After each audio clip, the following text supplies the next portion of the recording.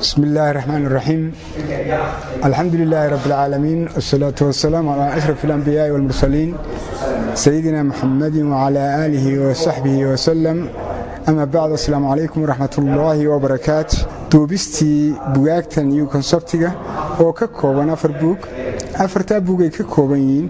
buugga koowaad waxa uu qiimaha saaraya ama muhiimadda ama ahmiyadda ugu weyn uu saaraya waxa weeye macnaha speaking waxa loo yaqaano ama hadalka ama muxaadasaadka Ingiriiska ee lagu sheekeysanayo. waayahay buugga labaad waxa uu isna ka sheekeynayaa haddii aynu si kooban uga sii hadalno macnaha kooraska waxa uu ka hadlayaa grammarka waxa la yiraahdo ama naxwaha waxa loo yaqaano dhamaantii ayuu ka hadlayaa ama intiisa badan ee ibtidaa'iga ama bilowga waa tahay.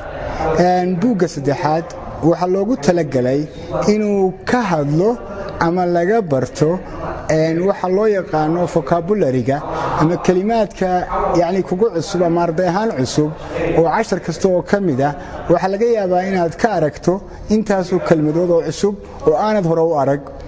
waayahay buugga afraad marka aynu galno waxa uu noqonayaa waa buugga ugu qiimaha badan.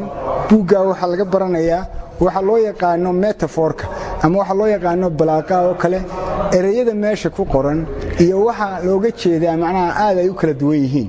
ama balaaqa marka leeyahay waxa weeyaan waa metaphorku marka macnaha ereyga meesha ku qoran lafti ahaan maaha macnihiisa waa macna ka xeel dheer macnaha meesha ku qoran.